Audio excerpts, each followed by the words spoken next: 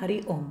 योगदास जय गणेश जोशी यांनी निरूपण केलेला ज्ञानेश्वर माऊलींचा हरिपाठ अभंग 15वा, ओवी क्रमांक 59.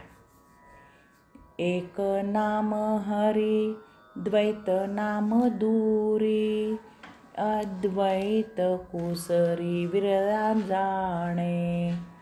एक नाम हरी द्वैत नाम दूरी, अद्वैत कुसरी विरला जाणे. या अभंगामध्ये श्री ज्ञानेश्वर माऊली आपल्याला त्या परमात्म्याच्या एकतत्वाची ओळख करून देत आहेत. ते सांगत आहेत की एक नाम हरी, परमात्म्याचे एकतत्व जाणून घ्यावे. हे तत्व म्हणजे विश्व चैतन्य आहे. श्री शिवजींनी शिवसूत्र सांगितले आहे, चैतन्यम आत्मा. आत्मा ही सर्वोच्च महादिव्य शक्ती आहे. ही शक्ती स्वयंभू आहे. हीच आदी शक्ती आहे. यामधूनच हे विश्व आणि त्यामधील वस्तुजगत निर्माण झाले आहे. आपण काहीही निर्माण करू शकत नाही. आपण केवळ जे अगोदरच आहे त्याची मोड तोड जोड करू शकतो. हीच अनादी शक्ती आहे. जे काही निर्माण झाले आहे ते त्यातच लय पावत असते. लय पावत राहणार आहे आणि लय पावणार आहे.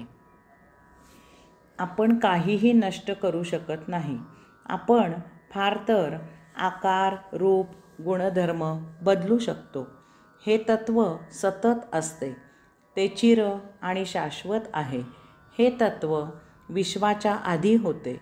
येथे जे काही आहे त्यात ते विराजित आहे. आणि जरी हे विश्व नष्ट झाले तरीही हे तत्व राहणार आहे. हे तत्व अतिसूक्ष्म आहे. त्यामुळे ते निराकार, अरूप, अदृश्य आहे. आपण जड आहोत. त्यामुळे त्या तत्वाचा साक्षात्कार आपल्याला जड दृश्य रूपात होतो. येथे वैविध्य आहे. हे वैविध्य आपल्याला या विश्वातील वस्तुजगतावरून समजून येते. या वैविध्यामुळे ज्याला ते तत्व जसे भावते तसे तो त्याला निराळे नाम देतो, आकार देतो, रूप देतो. हा ज्याच्या त्याच्या दर्शनाचा आविष्कार असतो.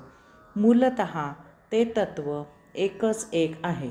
त्यात वैविध्य नाही. परंतु त्याच्या दृश्य आविष्कारात आपल्या जडतेमुळे आपल्याला वैविध्य जाणवते. त्याप्रमाणे आपण त्याला विविध नामे देतो. म्हणूनच सर्वदेव नमस्कारम केशवम प्रतिगच्छति असे म्हटले आहे. नावे अनेक दिली तरी ती त्या एकाच केशवाची आहेत. आद्य श्री शंकराचार्यांनी ब्रह्म सत्या जगत मिथ्या असे सांगितले आहे. जगत मिथ्या म्हणजे भासमान, आपल्या जडस दृष्टीचा तो आभास आहे. बाह्य आविष्कार आहे. वास्तवात त्या प्रत्येकात ते तत्व एकच एक आहे. त्यात वैविध्य नाही. म्हणून बाह्य वस्तू जगताला मिथ्या, आभास, आविष्कार असे म्हटले आहे. श्री ज्ञानेश्वर माऊली पुढे सांगतात की द्वैत नाम दूरी, परमात्म्याला अनेक नावे दिल्यामुळे मूळ आत्मतत्वाचा विसर होतो. अनेकविध आविष्कारांमुळे प्रत्येकाला त्याचाच भावाविष्कार हाच सत्य आहे असे वाटते आणि तेच मनावर बिंबते आणि घट्ट ठसते. त्यामुळे मूळ एकतत्वापासून दुरावा निर्माण होतो.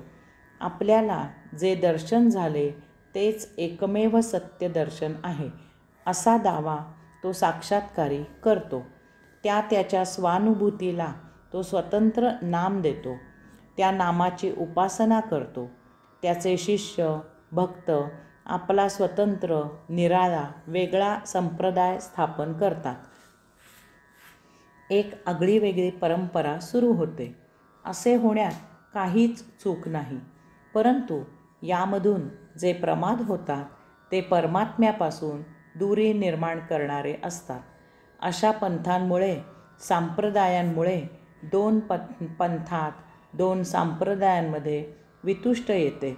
जणू काही येथे दोन परमतत्वे अस्तित्वात आहेत अशा थाटात हे दोन पंथ एकमेकांवर कुरघोडी करत असतात. भाविक व्यवहारी असू शकतो. तो देवाकडे मागणे मागतो. त्याच्या मनाप्रमाणे देव देऊ शकला नाही की त्याचा कोणीतरी तथाकथित हितचिंतक त्याला सांगतो की अरे, त्यापेक्षा तू आमच्या स्वामी महाराजांकडे ये. एकदम जाज्वल्य आणि चटकन पावणारे आहेत. एकदा प्रचिती पहा. येथे एक प्रकारचा आध्यात्मिक व्यापार सुरू होतो. आध्यात्मिक बाजार भरविला जातो. या सर्वांपासून परम आत्मतत्व दूर कोठेतरी थांबून या सर्व हास्यास्पद प्रकाराला साक्षी राहून लीला पाहत असते. देवळातील सभामंडपात बसून स्वामी महाराज स्वतःची पाद्यपूजा करवून घेत असतात. प्रत्यक्ष किंवा अप्रत्यक्ष धनद्रव्य गोळा करत असतात. भक्तांना आशीर्वाद देत असतात. आत गाभाऱ्यातील देव शांतपणे हे सर्व साक्षी राहून पाहत असतो. चल अचल, सजीव निर्जीव अशा सर्व ठिकाणी व्यापून असलेल्या त्या एकमेवाद्वितीय परम आत्मतत्वाला न जाणल्यामुळे मनुष्य देखल्या दगडाला दंडवत घालत असतो आणि परमात्म्यापासून दूर जात असतो. ज्ञानेश्वर माऊली पुढे सांगतात की अद्वैत कुसरी विरळा जाणे. या एकनाम द्वैतनाम या जंजाळात साधक भक्त त्या मूळ तत्वाला परमात्म्यालाच हरवून बसतो. सर्वसाधारण साधक हा भोळा भाबडा बिचारा असतो. त्याला हे काही समजत उमजत नाही. एका विभागातून दुसऱ्या आणि दुसऱ्यातून तिसऱ्या आणि मग पुन्हा पहिल्या विभागात खेळातील चेंडू टोलवला जावा तसा तो भोळा भाबडा बिचारा साधक देवळादेवळातून भरकटलेल्या स्थितीत भरकटत असतो.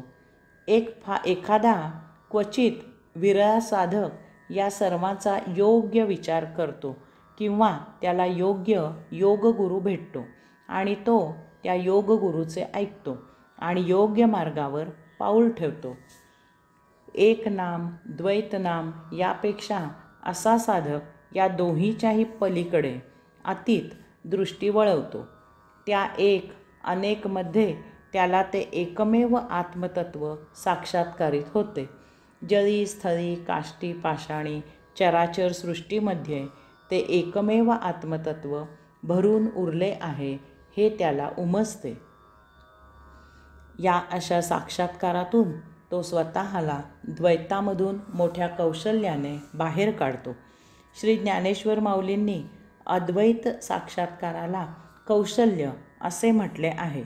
दुःख तर कोणालाच नको असते, परंतु माणूस त्या दुःखाच्या उमाळ्यात रुतून बसतो. दुःख निवारण झाले तरीही नंतर त्याचे उसासे टाकत त्याच्या कहाण्या सागरसंगीत सांगत त्या दुःखद स्मृतींना उजाळा देत असतो. सौख्य तर अतिमोहक असते. ते त्याला फार फार हवे असते. सौख्याला तो चिकटून बसतो. गुळाला मुंगळा चिकटतो. त्यापासून त्याचा पाय निघत नाही. तो गूळ चाटत बसतो.